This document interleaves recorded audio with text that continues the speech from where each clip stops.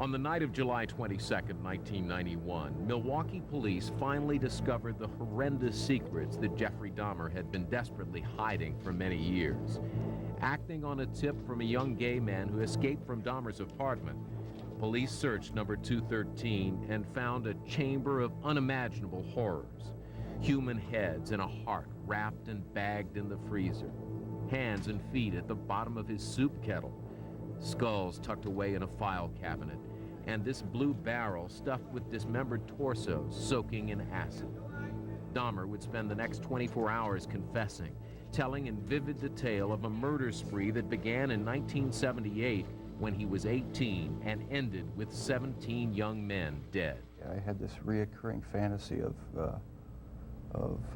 meeting a hitchhiker on the road and of taking him hostage and doing what I wanted with him. And I never in my wildest nightmares thought that it would become a reality. Why would Dahmer have, as he put it, created his own Holocaust? How did he become so filled with evil? It would be comforting to point to an abusive childhood, an early life filled with hatred or horror, but his was filled with love. Jeff was the most beautiful, darling, sweetest baby, the nicest young boy. There just were no real signs when he was growing up. Imagine your child grows up to be a murderer. Would you still love him? Would the guilt and sense of responsibility be overwhelming? Jeffrey Dahmer's parents have struggled mightily to understand what might have gone wrong with their child. His father's search for an explanation led him to look inward, even to write a book simply titled A Father's Story. But his search may be in vain, because even the experts and profilers who've studied serial killers are baffled by why they do it. There doesn't seem to be any indication in any of the serial murderers that something external makes them want to kill. It's as if something is thrown, a switch is thrown, and they begin on the pattern of what their pattern will be. Maybe all we can do is what Lionel Dahmer did. Look back and try to see what went wrong. As a young child at the beach with his parents, Jeffrey Dahmer discovered a dead crab. He examined it with a child's curiosity, but later the curiosity grew into something unthinkable. All I know is that I wanted to see what the insides of these animals looked like. There may have been some violence involved, some underlying subconscious feelings of violence. It was a compulsion, became a compulsion. Jeffrey Dahmer got bigger, and so did his compulsion to look at the insides of living things. He began to kill them, satisfying powerful urges that he didn't understand. In 9th grade, in biology class, we had the usual dissection of fetal pigs, and I took the remains of that home and kept the skeleton of it, and I just started branching out, dogs, cats. I suppose it could have turned into a normal hobby like taxidermy, but it didn't. It veered off into this. More and more, Dahmer killed animals in the woods behind his house. He knew it was wrong, but he couldn't stop. Then, at 14 or 15, it got worse. I don't know, it became a compulsion, and it switched from animals to humans. I still don't understand it. I don't know why. If your fantasy life as a teenager includes killing, who do you tell? From about 15 years on up, a great deal of my thoughts were basically unshareable with anyone. So I just closed myself off and just put on a mask of normalcy. As Jeffrey Dahmer entered adolescence, his secrets multiplied. He began to feel attracted to other young men. It was not an issue he could talk to his father about, but Jeffrey knew he was gay. Started having obsessive thoughts of violence, intermingled with sex. And it just got worse and worse. I didn't know how to tell anyone about it, so I didn't. And just as Jeffrey was becoming aware of his internal violent sexual urges, his external life began to unravel. His parents' marriage, which had been rocky throughout his childhood, finally ended. He found himself alone more and more. And then one night, while his mother was away on a trip and his father newly moved into a motel down the street, a fantasy Jeffrey had been having for years came true, and the killing began. I was 18 years old, driving home. I saw this hitchhiker about a mile from my house, and he caught my eye. I drove past him, thought to myself, should I stop and pick him up, or should I just keep on going? I wish I just kept on going, but I didn't. I turned around, picked him up, and that's when the nightmare became a reality. It just seemed so bizarre to me that this obsession that I had been thinking about and wanting, just all the parts are there, and they make it possible to make it happen. Just at the time when it could happen, when there's nobody at the house for 2 weeks. After the first time he murdered, Dahmer says that he tried to get control of himself, and for 6 years he did not kill again. In 1984, he found himself living in Milwaukee, frequenting gay bars, when the violent sexual urges overcame him again. I met this guy at one of the bars, downtown Milwaukee bars.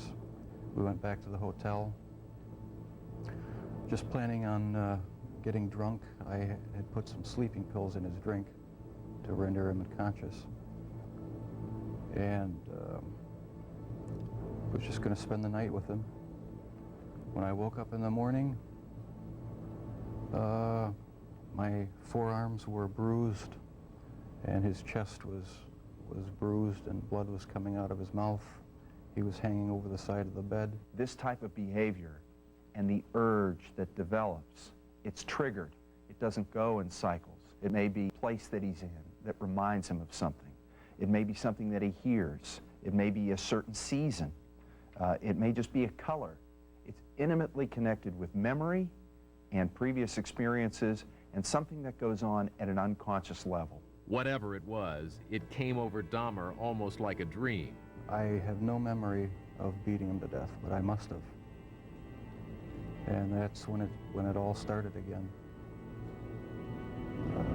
I had no intention of hurting him at all. How could Dahmer not remember? It's hard for a normal person to imagine, but Dr. Helen Morrison believes that the brain functioning of serial murderers is unique. Part of his mind is split off. Again, we have this piece of this puzzle that's somewhere that doesn't connect with the thinking part or the logical part. It's not far removed from those of us who drive every day, and we drive the same route, and we don't know how we got from point A to point B. We know we did it, but it doesn't enter our consciousness. Unlike other serial killers who seem to actually derive satisfaction from the killing, Jeffrey Dahmer says he did not. His motivation, his objective was sexual. He wanted to create a sexual slave that he could totally control, and to that end, he performed the most horrific of experiments on his victims, literally drilling holes in their head. I tried to create living zombies with uric acid in the drill, but it never worked. No, the killing wasn't the objective. I just wanted to have the person under my complete control to do with as I wanted. Dr. Helen Morrison, who profiles these men, says part of the reason is because serial killers like Dahmer literally feel things differently than a normal person. To the serial murderer, it's very similar to the young child who may pull the legs off of a daddy long legs or a fly to see what happens. There is no humanity there. It's just, oh, this is a very interesting thing. They do things to individuals that they've never experienced themselves.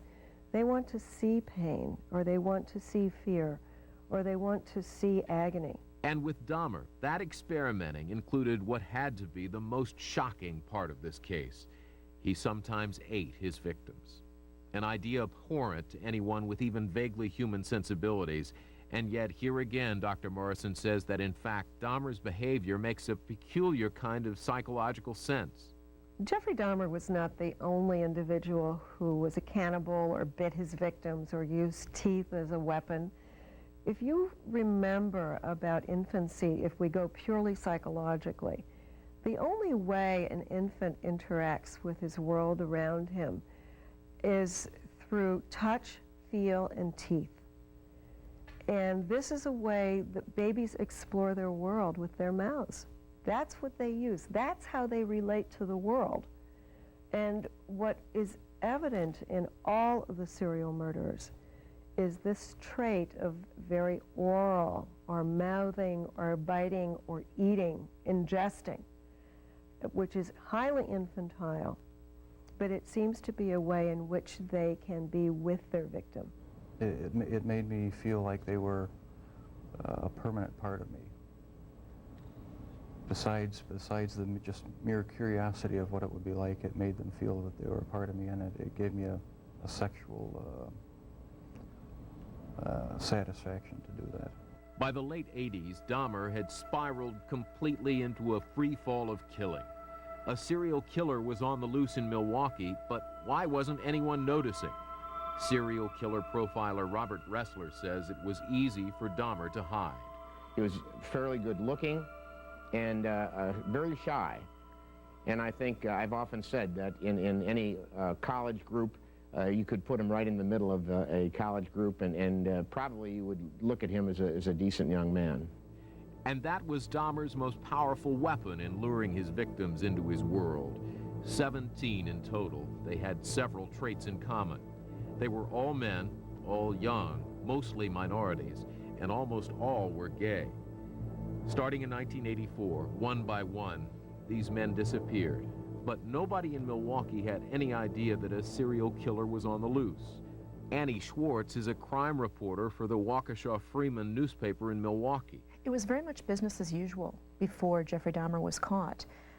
Because of the nature of the victims, the kinds of people that he chose, they were people that for the most part weren't missed by their families. They were often people who were tossed aside by their families because they were gay or they had had problems with the police. He chose his victims very carefully. He chose people that wouldn't be missed. If families were not missing the victims, Jeffrey Dahmer's family was missing clues that something was terribly wrong. There were close calls, like this one with his father, Lionel. I had a box in my bedroom closet, and it contained the mummified head and genitals of a young man I met in one of the bars down in Milwaukee. And it was a locked metal box. My dad one week came to visit and happened to see it, and he was wondering what was in it. He didn't know. Nobody knew. I told him it was pornography, some magazines. And he wasn't satisfied with that answer. We got into a bit of an argument because I wouldn't open it up. He took the locked box down to the basement and was about to smash it open. But I came back in the house, we reconciled. The reconciliation with his father would mean the lies would go on and that Jeffrey Dahmer would continue to hunt down victims in the gay bars of Milwaukee and kill them.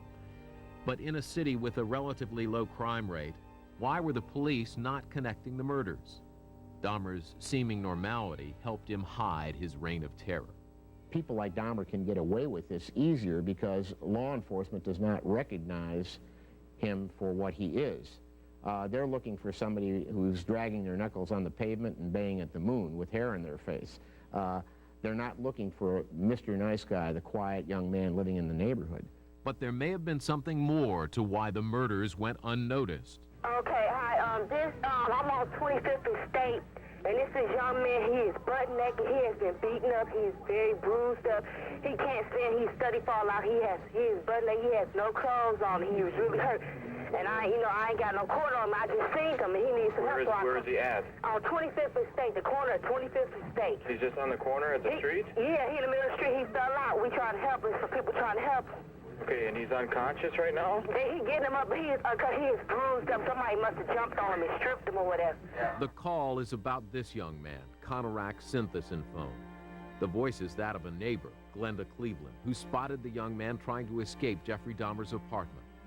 Dahmer had already tried to perform his crude sex zombie experiment on the 14-year-old, drilling a hole in his head and pouring in acid. Drugged, bleeding, dazed, the young man had somehow managed to get away from Dahmer and yell for help. The police did come. Jeffrey Dahmer told the police that Synthesin phone was his 19-year-old lover with whom he'd been quarreling. The police went into Dahmer's apartment, saw nothing amiss, and returned the boy. The police then radioed back to the station, joking about what they had seen. The intoxicated Asian naked male was returned to his sober boyfriend. My partner's going to get deloused at the station. A month later, when Jeffrey Dahmer was arrested, he admitted to killing Synthesin phone shortly after police left. The death would cost the two police officers their jobs and would force the entire city to look inward at attitudes and treatment of minorities and gays. There would be candlelight vigils and city-decreed days of healing, but Jeffrey Dahmer would leave a black mark on Milwaukee. The place where Dahmer's apartment building stood was raised and put a playground in. Raised all kinds of money from the community, and no one in the community wanted to use this playground because they said it was the devil's playground. I think that the city of Milwaukee, at the end of the Jeffrey Dahmer case, was left with the unfortunate realization that it can happen here. It being whatever horrific thing that you see on the news that you think happens in other places and to other people. There was the sad realization for people that live in the city of Milwaukee that it could and did happen here. But of course, the deepest scars would be reserved for the victims' families and the family of the murderer. Never, Jeffrey! Jeffrey! I hate you! Jeffrey's out of control! Don't with me, Jeffrey! I'll kill you! Look at me, You took my mother's oldest grandchild from her, and for that I can never forgive you. I hope you can deal with what you've done. The families of Jeffrey Dahmer's victims had their day in court and an opportunity to address him. Jeffrey Dahmer sat motionless throughout. His father, Lionel, sat behind him. Jeffrey's crimes had been a terrible shock for him, so much so that for the first 24 hours after he learned of them, he didn't believe Jeffrey's confession.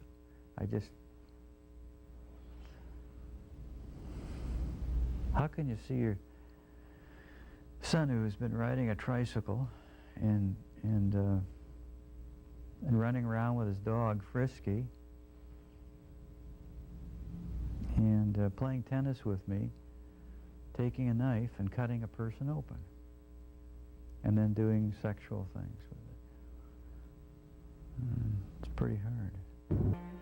Those who profile serial killers can understand why Lionel would have such trouble reconciling his baby boy with the adult killer who would perpetrate such sickening crimes. We do know that when puberty comes, the ages of 13, 14, 15, that the hormones seem to interact with the brain chemistry, and we have no idea what that's doing or where it's coming from. I think probably there was a mixture of feelings of anger and hate and disappointment and also feeling extremely sorry for what he did.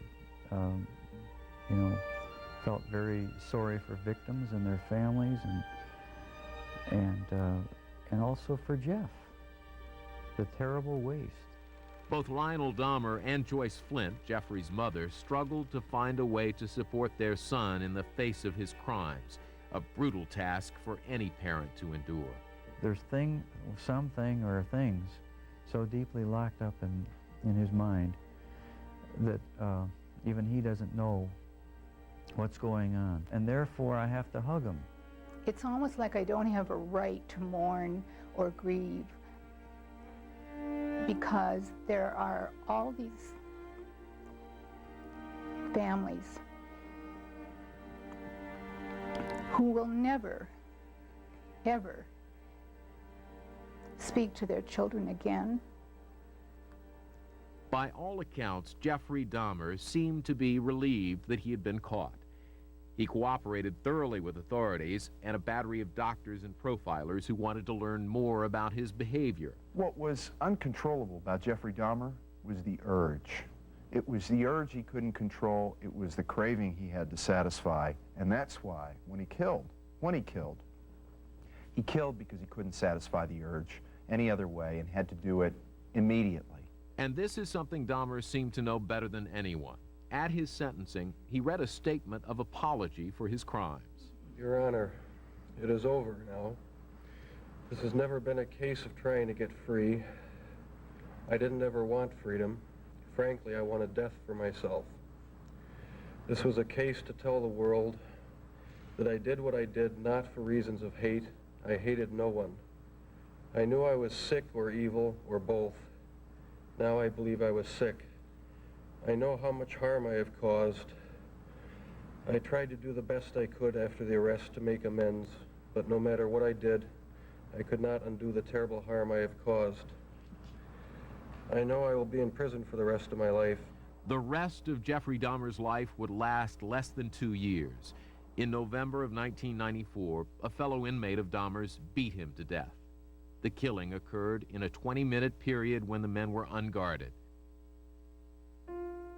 Although Dahmer expressed repeated remorse for his actions, in the last interview he granted before his death, he made a stunning admission that he still had fantasies of killing. It never completely goes away.